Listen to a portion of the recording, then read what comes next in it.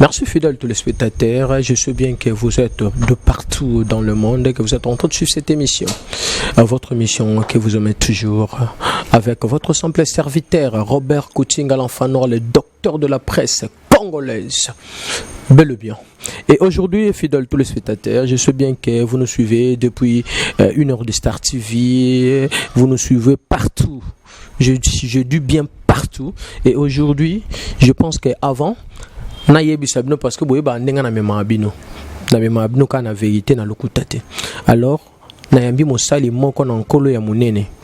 Alors nga na kotanga kombo na eti po boyebi na bino ye, mais ako se présenter ye moko après siko to sepela ensemble to kota siko na ba directive ya makambo eza clair et net parce que ye nga ndenge na yebeliye aloba ane lokutate malgré c'est que naïb sarabino toujours lisu naye ndezara lisu mingi ya nzambe et vous allez comprendre d'autres choses après. Merci fidèles téléspectateurs et directement là je dis bonjour papa. Bonjour, bien. Je pense que bato belé na monde ba Rolanda yo. Je pense que okoki ko talisa bango nano o se présenter et en plus to kotana o est important. Merci beaucoup. Moi c'est le prophète Daniel Katend Vogra.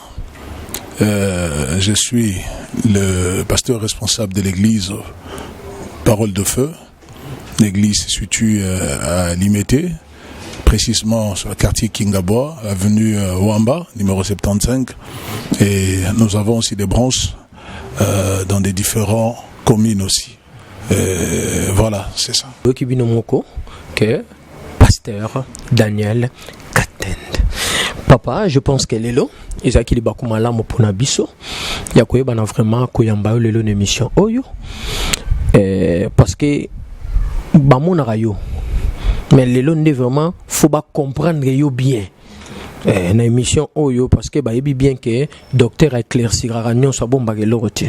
Alors lelo toujours kota na moi éclaircissement moko boye parce que je sais bien que toi tu es un homme de Dieu oko ko éclaircir public ya nzambe obaza Rolanda biso oko ko talisa bango réalité na basine oyo toza komona lelo na basine oyo nzambe a prévenaki déjà est-ce que etake musali na nkolo peut-être na yebi ke yo ko ratete tu avais déjà eu ça mais approfondément si vous pouvez nous expliquer clairement eloko nini nzambe azo talisa biso na ba réalité o ezako kobima ce dernier temps na oyo ekoya. Merci, c'est une question très pertinente. Je crois bien qu'un enfant de Dieu averti, il doit toujours commencer à se poser ce genre de questions à ce qui se passe dans le monde. Je me rappelle, nous avons déjà débuté il n'y a pas longtemps avec les histoires de Covid-19. Après, maintenant là, on est en train de vivre d'autres événements qui se passent dans le monde. Sur ce qui concerne d'abord le Covid, Dieu nous avait fait grâce. On a prophétisé de ça depuis longtemps. Avant cela, d'ailleurs, c'était à la veille, parce que nous, on ne fait pas les veillées le 31 décembre. Nous, on a l'habitude de veiller le 30 décembre, parce qu'on refuse l'histoire des monotonies, de tout le monde et tout là. Alors, quand on avait veillé, Dieu nous avait parlé, et on a parlé de ça à l'église, que l'année qui vient, voilà ce qui va arriver à telle date, le mois c'était le 3e mois de mars, c'est comme ça a été. Dieu nous avait dit qu'est-ce qu'on allait faire. Tout ça là, c'était des choses préparées dans le monde ténèbres, ce qui concerne l'histoire des Covid et tout. Pour preuve, si c'était de la manière dont on nous parlait, là, je crois qu'aujourd'hui, il devait y avoir personne sur la terre. Parce que on a vu ce qu'on a vu et Dieu a protégé le monde et surtout, j'ai dit Dieu a protégé l'Afrique. Parce que j'avais entendu le secrétaire général des Nations Unies qui avait parlé d'histoire que quand le Covid arrivera en Afrique, il y aura assez de morts et Dieu les avait confondus. Tout ça, on comprend, selon la Bible, le Seigneur nous avait dit de se préparer. Il a dit, quand vous verrez toutes ces choses, ça sera que le début. Et lui-même encore a dit, quand vous allez voir toutes ces choses, sachez très bien que je suis déjà à la porte. Alors, nous sommes des enfants de Dieu. Nous ne pouvons pas venir à l'église prier que prier. On doit connaître les signes de temps, de ce qui se passe actuellement dans le monde. Je prendrai avec ce qui est en train de se passer aujourd'hui entre l'Ukraine et la Russie. Je suis celui qui en est parlé. D'ailleurs, mes enfants qui sont là, ils savent. J'ai prophétisé de ça 3 mois avant même que les conflits commencent, les histoires. J'ai dit ça à l'église. Et je voyais l'Ukraine, je voyais avec la Russie. Ça se trouve dans quelques de nos films d'église. Tout ça, pourquoi Dieu parlait? C'était pour avertir son peuple. L'époux reviendra et il demande que nos lampes restent allumées. Et la Bible dit dans Matthieu que quand l'époux était venu dans le parabole que Jésus donnait, 5 étaient entrés, 5 autres étaient restés. Pourquoi? Parce que leur lampe était éteinte. Et actuellement, là, le monde est devenu compliqué. Il y a beaucoup de signes qui se font dans le monde où le diable est entré. Parce qu'il faut savoir, l'antichrist n'est pas encore là. Nous avons ceux qu'on les appelle les antéchrists. Pas antichrist, parce qu'antichrist sera une seule personne. Et moi, j'en suis convaincu, l'antichrist sera un humain. Et ça sera un juif. Mais nous avons les antés, les préparateurs de l'entrée de l'antichrist, qui sont entre autres de Hitler. Nous vivons aujourd'hui avec ce qui se passe à la Russie. Nous voyons aujourd'hui, nous avons les antés qui préparent l'entrée de l'antichrist. Tout ça là, ce sont des choses qui nous amènent à comprendre que Christ est à la porte, il est en train de venir. Et il y a plusieurs signes. L'histoire de Covid, qui finit pas. Et ça va continuer encore à s'accentuer. Il y aura beaucoup de choses qui viendront. On nous demande de porter des masques. Moi, j'ai des syllabus que j'ai fait depuis 2017. 2015, ou dans laquelle j'ai parlé. J'ai expliqué même, il y a des musiciens, d'autres, entre autres même certains musiciens congolais, qui faisaient déjà porter les gens des masques sans que les gens, ça se trouve dans nos syllabus anciens. Donc, beaucoup de gens ne comprennent pas tout ça. C'est là, avec cette histoire de mondialisation. Aujourd'hui, il y a des gens des États qui doivent se réunir. Nous voyons l'Union européenne, nous voyons aujourd'hui les États-Unis qui se réunissent, nous voyons aujourd'hui Kadhafi qui est mort, qui parlait même des histoires des États-Unis d'Afrique, à qui il est mort. Pourquoi tout ça? C'est parce que on prépare l'arrivée de l'Antichrist. Parce que l'Antichrist ne peut pas venir aussi longtemps que l'Église n'est pas encore enlevée. On doit avoir monnaie unique, armée unique, police unique, et un seul président. Qui est ce président sera l'Antichrist. Et tout ça, aujourd'hui nous avons les héros. Et regardez dans les héros des pièces, pas en papier, des héros des pièces, d'autres pièces des héros, vous allez voir, il y a une femme assise sur un cheval. Et c'est ce que l'Apocalypse avait parlé. Il y a beaucoup de choses qui se fait que les gens ne comprennent pas, que Christ est en train de nous demander. Aujourd'hui, on a tellement des églises. Aujourd'hui, nous avons l'homosexualité, aujourd'hui qui est devenue. On commence à voter ça dans des lois parlementaires dans des pays. C'est-à-dire, il n'y a rien qui se cache. Et tout ça, là, un enfant de Dieu averti doit regarder. Qu'est-ce que le Seigneur veut nous dire? Il est où maintenant là? Et tout ça, un vrai chrétien doit comprendre déjà les signes que le Seigneur doit, et le Seigneur est en train d'arriver. Mais pour le moment, ce qui se passe, les gens doivent tenir compte avec ce qui se passe à l'Ukraine. On dit aujourd'hui les gens meurent. Les gens ne meurent pas qu'à l'Ukraine. Les gens meurent à l'Est. Depuis longtemps, les gens mouraient. On ne parle pas de ça de la manière dont on est en train de parler de l'Ukraine. C'est pour vous dire que l'Afrique sera le centre du monde, ou à laquelle tout le monde viendra en Afrique. Et les Blancs savent déjà, ils vont manquer beaucoup de choses, et ces choses vont trouver ça en Afrique. Et particulièrement au Congo. C'est ce que je dis aux chrétiens congolais, vous devez vous réveiller, sortir dans des futilités, dans des histoires qui ne donnent pas la vie, comprendre les signes de temps. Vous êtes quel pays? Dieu vous aime, Dieu vous connaît. Et comprenez que Christ est en train de venir se préparer, parce que le jour où il viendra, la Bible dit, il viendra comme un voleur. Il ne va pas nous avertir, mais il nous demande d'être prêts. D'être prêt. Et si tu n'es pas prêt, t'en fais pas, tu resteras. Alors comment on va se préparer par rapport à tous ces événements? La Bible dit, la nature ne vous enseigne-t-il pas? Vous voyez ce qui se passe dans le monde. Et ça va réellement nous pousser à comprendre les signes. Nous avons notre devise dans l'église. Nous disons, quand Dieu signe, il y a des signes. Ce genre de signes-là, nous le voyons aujourd'hui. On l'enseigne déjà. On dit à l'église, on dit aux enfants de Dieu, de se préparer. Aujourd'hui, vous allez voir, si tu parles quelque chose qui est contraire à ce que la majorité dit, on te prend comme un naïf, on te prend comme une personne inutile. Je prends un exemple typique. Trouve quelqu'un en cours de route en train de danser, de choses bêtes, ou à moitié nu. Les gens seront en train de rire, en train de se réjouir. Mais quand toi tu viens, tu dis, qu'est-ce que tu fais, ce n'est pas bien. On se moque de toi. C'est-à-dire, en fait, les gens préfèrent aujourd'hui des choses qui n'a. C'est ça. Et quand toi tu viens remettre quelqu'un, on te dit que toi tu te prends pour qui? Ça, ce sont des choses qui nous vont nous pousser encore à être attachés au Seigneur, à l'aimer de tout notre cœur et de continuer à savoir que d'être prêt que le Christ reviendra. Tout ce qui se passe dans le monde, tout ce qui se passe au Congo, tout ce qui se passe en Afrique doit nous interpeller de comprendre que Christ revient et tous ces signes. Pour un enfant de Dieu, la Bible, c'est notre véritable calendrier. Rien ne s'est fait dans ce monde qui ne se trouve pas dans la Bible. Tout a été déjà dit. Et c'est ce que nous vivons aujourd'hui. C'est à nous, quand tu vois un événement, fais un recours à la Bible, tu trouveras ça. Papa, je sais bien qu'il y a un problème où c'est pas ça. Peut-être qu'il y a une ignorance dans les baratés. Est-ce qu'il y a une différence entre un voyant et un prophète? Je ne sais pas, parce que vous êtes un prophète. Est-ce que vous pouvez nous dire, peut-être un temps, là, na ignorance, peut-être que vous baraté, les langues font m'a permis de comprendre cette différence-là. Parce que ça va bien, les caca, ou t'as vraiment bien, les cabonais, parce que ça, on a des économes, bah, ça, la différence, on a bon habité. Est-ce que c'est logique ou logique? Peut-être que pas nayo. Et que ça n'engue mususu na n'engue na yebele liango. Bon, je sais pas. Il y a un moment qui moi retourne différence on a pas. Merci beaucoup pour la question, c'est important. Au fait, la Bible nous dit Christ a établi. On s'arrête là. Il a établi les uns comme apôtres, les autres comme prophètes. Il n'a pas établi des voyants. À notre temps ici, la Bible est claire. Éphésiens le dit, Corinthiens aussi.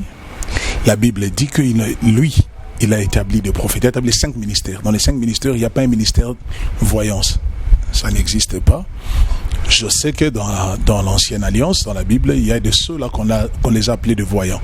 Mais il faut savoir faire nuance. Il faut savoir... En fait, les problèmes qui se posent aujourd'hui, les gens veulent créer des choses, même quelque chose qu'on peut dire, que, par exemple aujourd'hui à l'église, j'ai dit au peuple de Dieu, ce n'était pas une prophétie, ni même parole de connaissance, mais étant un intellectuel, j'ai dit que bon, j'ai compris, j'ai vu qu'il y a beaucoup de problèmes, actuellement il faut commencer à prendre beaucoup d'eau parce qu'il y a des réchauffements climatiques et tout et tout.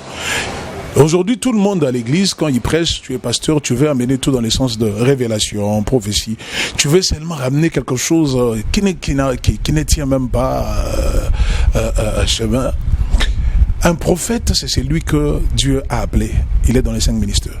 Si quelqu'un dit qu'il n'est pas prophète, il n'est qu'un voyant, alors il n'est pas dans les 5 ministères. Parce que il faut savoir une chose. C'est comme l'histoire de Balaam et Balak. Et il y a des gens qui prêchent que Balaam était un serviteur de Dieu, alors que c'était faux. C'est-à-dire que un prophète, il est celui qui parle de choses passées, présentes et ce qui va arriver. Il entre dans le secret de Dieu, dans la chambre principale, et reçoit ce que Dieu lit, et il amène ce qui est propre. Un voyant, un féticheur, c'est un voyant. C'est ça la différence.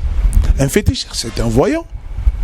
Parce que quand vous arrivez chez un féticheur, il te le dit.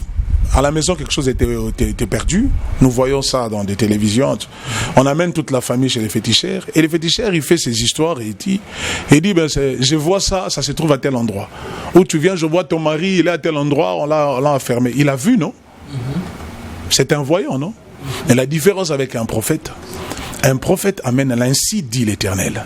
Et un prophète, la prophétie n'est pas quelque chose où un prophète dort, il se réveille comme ça, il commence à prophétiser. Non. D'abord, il faut qu'on sache, quand on parle de la prophétie. La Bible elle-même, elle est déjà la prophétie. Alors qu'un voyant n'a rien à voir avec la Bible. Rien à voir. Quand le prophète... Quand on appelait Samuel a dit, le serviteur de Saoul a dit que allons voir un voyant. Ce n'était qu'un serviteur. Il n'avait pas la maîtrise des choses. Il ne savait pas. Alors que Dieu n'avait pas appelé Samuel mon voyant. Non.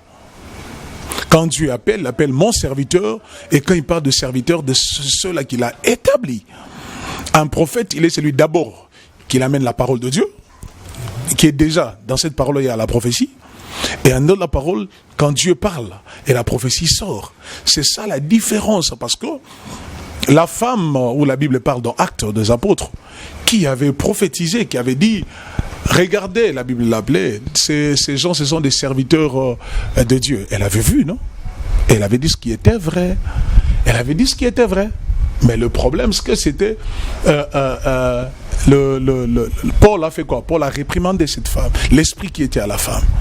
C'est-à-dire que voir, si tu es un voyant, tu te limites que de voir.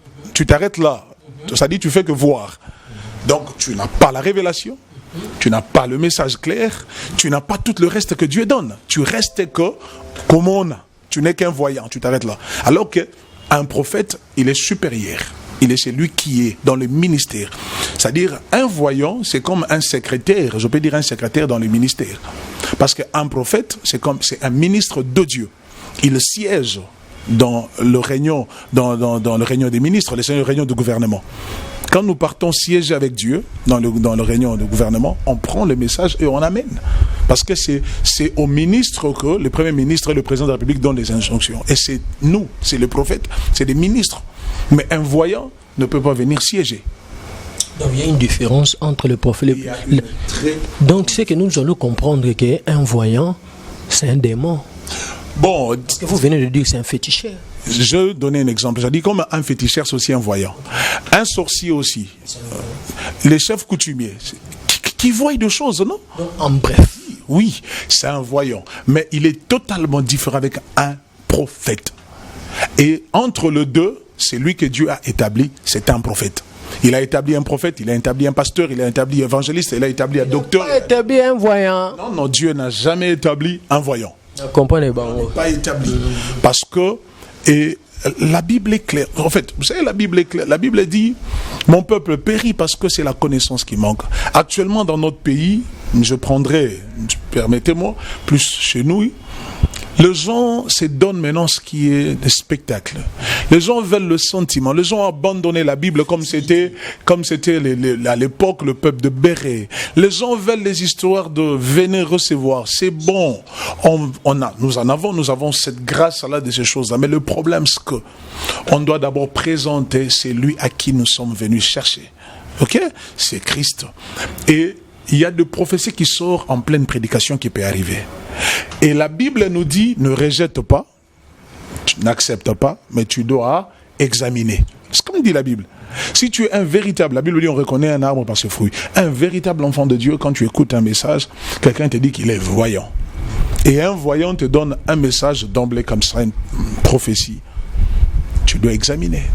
Parce que la prophétie, c'est quelque chose qui vient pour édifier. Quelqu'un qui était incrédule, Dieu permet qu'une parole sorte pour que cette personne-là, s'il n'a pas cru au travers Logos, qu'il croie au travers les Rémas. Mais les Rémas et les Logos, c'est-à-dire la prophétie et les Écritures, doivent marcher de pair. Jamais une prophétie peut venir à l'encontre de la parole de Dieu. Non. Parce que la parole, c'est lui. Le Réma, c'est lui. Et ça doit être tous ensemble. Alors, ce qu'on voit aujourd'hui, bon, si vous n'êtes pas instruit, et vous allez entrer. Mais si vous êtes instruit, réellement instruit, il y a des choses que vous n'allez jamais accepter que ça passe. Donc c'est totalement différent. Moi je suis fier d'être un prophète, parce que je suis un prophète appelé et authentique de Dieu. Parce qu'un prophète ne se limite... D'abord un prophète appelé, nous avons des prophètes, quand on dit majeur et tout, mais je dis qu'un prophète appelé de Dieu n'est pas là que pour voir les serpents dans le ventre de Jean, n'est pas là que pour dire que tu ne mets pas au monde pour telle chose. Non, un prophète, c'est lui qui parle de faire des choses nationales, locales, nationales et internationales. Je suis celui qui avait prophétisé il y a des années avant la mort de le président Bongo de l'époque. Une année avant, alors que je n'ai jamais arrivé dans leur pays. Et ça a été fait. Aujourd'hui, je viens de vous parler des histoires des Covid ici, ça sont des choses vérifiables, l'histoire des Ukraines. Un prophète, il est celui qui anticipe de choses. Dieu le parle avant. On n'est pas là que pour se limiter dans les quatre coins de l'église. Non, il faut aller au-delà. Si Dieu parle, quand on consulte l'Éternel, il parle. Aujourd'hui, vous voyez un phénomène où il y a un prophète quelque part arrivé, le système montagne. On va se rencontrer à la montagne. Excusez-moi, les hommes de Dieu, on va se rencontrer à la montagne telle.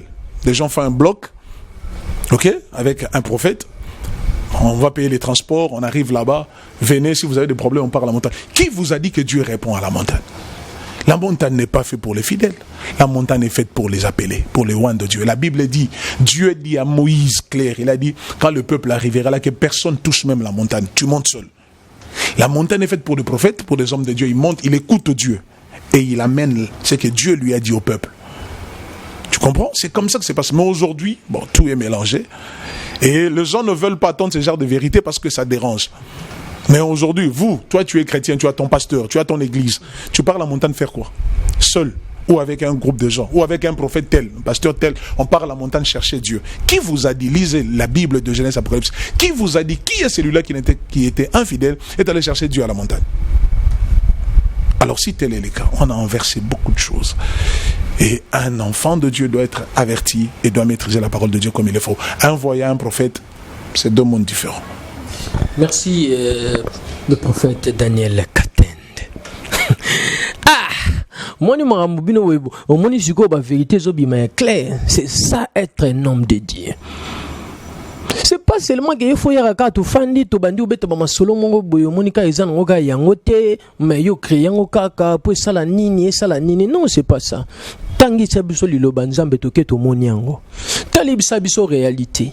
Parce que père, tu vois, il y a d'autre part nakenda pena invitation avec l'église mususu. Ezana liloba moko o elongwara te ko le bénédiction.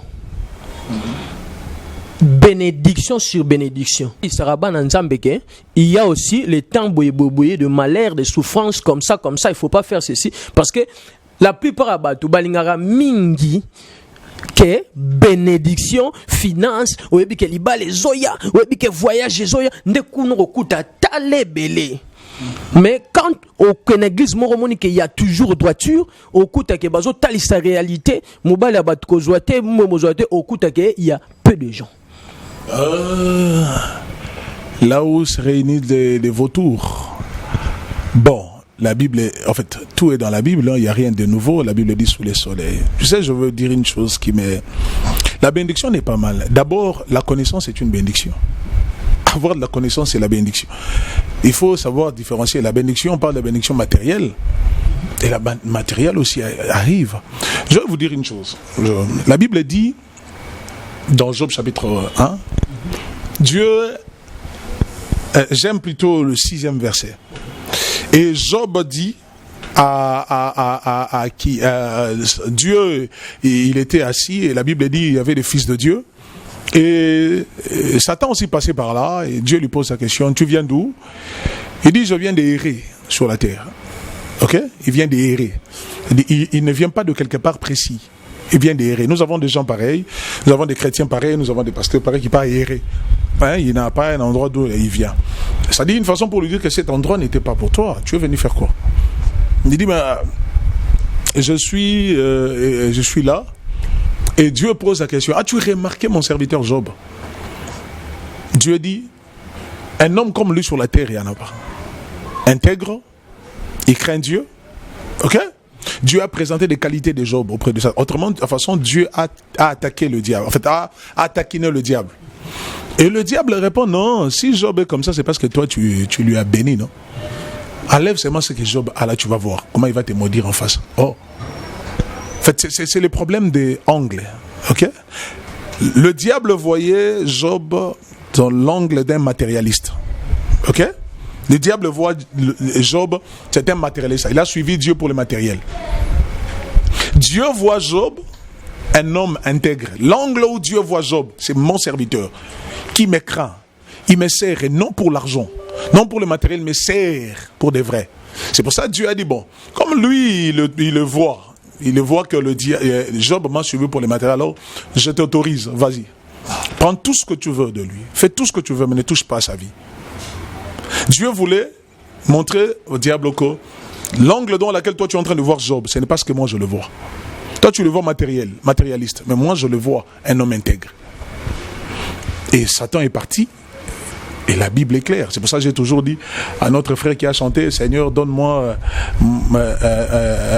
motema ya Job. J'ai dit non, il fallait qu'il demande la foi de Job et non le cœur. Parce que pour supporter Beloko, Job a supporté que c'était pas facile.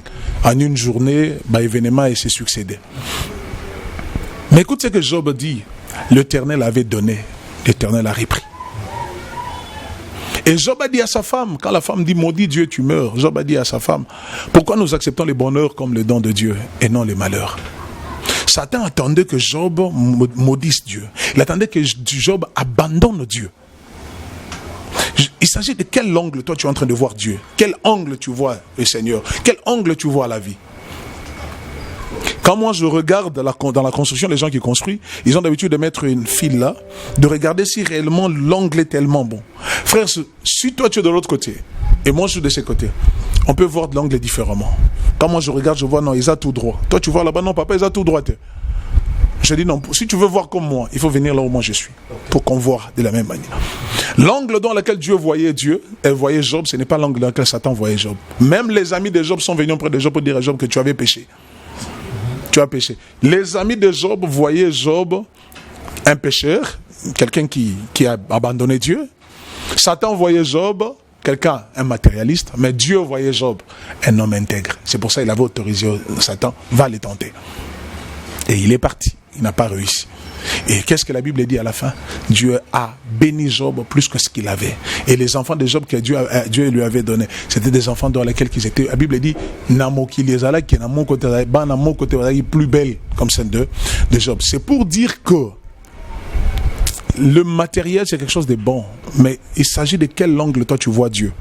Moi je vois Christ, mon Dieu, mon Créateur, mon Maître. Je ne l'ai pas suivi pour les choses matérielles. Ça vient quand il nous a dit chercher premièrement le royaume et sa justice. Le royaume c'est lui, la justice c'est lui. Une fois que tu as lui, tu as tout. Parler de la bénédiction c'est quelque chose de bon, de bien, mais t'en fais pas. On parle plus de la bénédiction, mais permettez-moi, nous sommes aujourd'hui pays les plus pauvres. Nous prions beaucoup. Pourquoi ça ne se manifeste pas? Parce que les gens ne les mettent pas plus en pratique. Il y a beaucoup de principes pour entrer dans la bénédiction matérielle. Il y en a beaucoup. Il ne suffit pas seulement de prier. Prier c'est bon, mais il y a beaucoup de choses qu'il faut respecter pour entrer dans ça. Les gens ne viennent pas beaucoup là où il y a des enseignements. Pourquoi? Parce que ils voient qu'il ne va pas bénéficier. C'est comme ça qu'on les a montrés. Et moi je dirais aux enfants de Dieu, il faut savoir une chose. Comme Jésus avait répondu à cette femme, l'heure vient, elle est déjà venue. Et vous allez vous rendre compte dans Jean 4, quand la Bible parle que ce jour-là où la femme dit à Jésus, mais quand Jésus est venu, il a dit à la femme samaritaine, donne-moi à boire. La femme dit, comment je peux te donner de l'eau alors que toi, tu es juif, moi je suis une samaritaine. Autrement dit, tu es mon ennemi. Entre nous et vous, les courants ne passent pas. Ça ne passe pas. Alors, mais Jésus reste et dit, bon, d'abord, comme tu refuses de me donner de l'eau, elle lui dit, bon, va m'appeler ton mari. La femme dit, non, je n'ai pas de mari. Jésus dit, ah d'accord, cette fois-ci tu as dit vrai. Ok? Cette fois-ci tu as dit vrai, parce que tu en avais 5. Et même celui que tu as maintenant à la maison n'est même pas ton mari. Tu comprends? C'est-à-dire que pour la femme, elle racontait que Dieu n'importe quoi, des choses comme les gens aiment aujourd'hui, des chansons qui n'édifient pas, des choses qui ne font rien. Et c'est pour cela qu'elle ne parlait pas des bonnes choses. Mais quand elle a répondu bien, on sait que Jésus lui avait demandé, il dit, cette fois-ci tu as bien dit, parce que tu as dit que tu n'as pas de mari. Et Jésus a dit, tu en avais 5, même celui que tu as même n'est pas ton. Et la femme a dit, oh, je vois que tu es un prophète. Ok? Qu'est-ce qui a fait que la femme appelle Jésus? D'abord, il lui a traité ennemi, et après, tu es un prophète. Là, comment ça? Comment tu es maintenant prophète? Alors que Jésus ne lui a pas dit qu'il était prophète. Juste à ce qu'il lui avait dit. Jésus n'a pas parlé comme un va, il a prophétisé. Et il a parlé. Et la Bible dit, la femme, en force de continuer à parler, et la causerie de l'adoration est venue, est sortie par là. La femme avait besoin de connaître quelque chose. La femme avait soif de la connaissance qu'elle n'en avait pas. Elle cherchait quelqu'un qui pouvait l'aider pour avoir cette connaissance. Et elle dit directement, non, nos pères ont adoré sur cette montagne, et vous, les Juifs, vous dites que les lieux d'adorer, c'est en Jérusalem. Et c'est pour ça que Jésus répond, femme, l'heure vient, elle est déjà venue, où les vrais adorateurs adoreront le Père en esprit et en vérité. Ce sont là des adorateurs que le Père cherche. Vous adorez celui que vous connaissez, pas nous adorons celui que nous connaissons. Car les saluts viennent des Juifs. Oui, quand tu n'es pas un chrétien profond, qui entre à connaître réellement qui est Christ, qui est Dieu, tu vas adorer celui que tu ne connais pas. Et toi, tu penses que tu es en train d'adorer Dieu, alors que tu ne l'adores pas. Tu t'adores toi seul ou tu adores le matériel, ou tu adores les hommes. Mais la vraie adoration, quand tu les connais, c'est pour ça que Jésus a dit dans Jean 17, c'est-à-dire, ceux qui te connaissent, toi le véritable Dieu, et c'est lui à qui tu as envoyé. Si vous connaissez le Père, vous connaissez lui que tu as envoyé. Et regardez à la fin, la femme dit, oh, on nous avait dit que le Messie viendra. Est-ce que ce n'est pas toi? Et Jésus lui a dit, c'est bien moi. Jésus ne s'était pas présenté. Je suis un prophète, je suis un Messie. En force de parler, en force de l'enseignement de ce qu'il disait, la femme a ouvert les yeux, a compris que, oh, donc c'est lui. Et la Bible dit, la femme a tout abandonné pour aller dans la ville, pour évangéliser. Il dit, venez voir quelqu'un qui m'a parlé tout de ma vie. Et c'est de lui dans laquelle on a parlé, c'est lui le Messie. Et les gens sont venus pour écouter le Christ. Tu vois, ça dit, l'ennemi, prophète, à Messie. C'est comme ça. La bénédiction vient de cette façon-là. On doit grandir, comprendre. Dieu est béni. Un homme de Dieu a de paroles. Quand il parle, il est béni. Mais on ne peut pas aller mettre quelque chose dans une vieille... On ne met pas dans une vieille assiette. Non. Le vin neuf, c'est dans le outre neuf. C'est comme ça que Dieu nous bénit. Merci beaucoup. Merci, fidèles téléspectateurs. Je pense que nous sommes avec le prophète Daniel Katende. Je sais bien que toujours qu'il n'avait pas posé trop vérité. Je pense que on va commencer à faire petit à petit deux parties. Première partie c'était ça. Et la deuxième partie, vous allez voir ça la semaine prochaine. Les enfants de Dieu, vous devez cesser de savoir que Christ reviendra. Dieu a établi ses lois sur la terre, il faut les écouter. Et lire la parole du Seigneur. La Bible dit, il faut les méditer. Il faut méditer la parole nuit et jour. Combien de fois vous méditez la parole de Dieu par jour? Mais vous cherchez que Dieu vous bénisse. Comment Dieu va te bénir alors que ce qui bénit, toi tu laisses ça de côté? Peut-être même d'autres qui prient, demandent la bénédiction. Ils n'ont même pas la Bible. Frères, sœurs, le Seigneur Jésus, ce n'est pas utopie. Il reviendra. Il reviendra. Et nous sommes très sûrs qu'il reviendra. Mais c'est à nous d'être prêts à la rencontre de l'époux. Dieu nous aime tous. Et il n'a pas besoin de perdre quelqu'un. Le monde est devenu tellement compliqué. Il y a beaucoup de choses qui se font.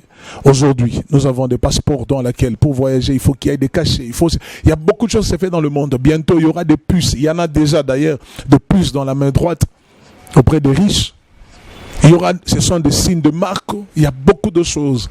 Dans notre prochaine émission, je vais beaucoup parler. On va beaucoup vous révéler beaucoup de choses. Vous allez comprendre les temps que nous avons. Alors, il faut bien se préparer.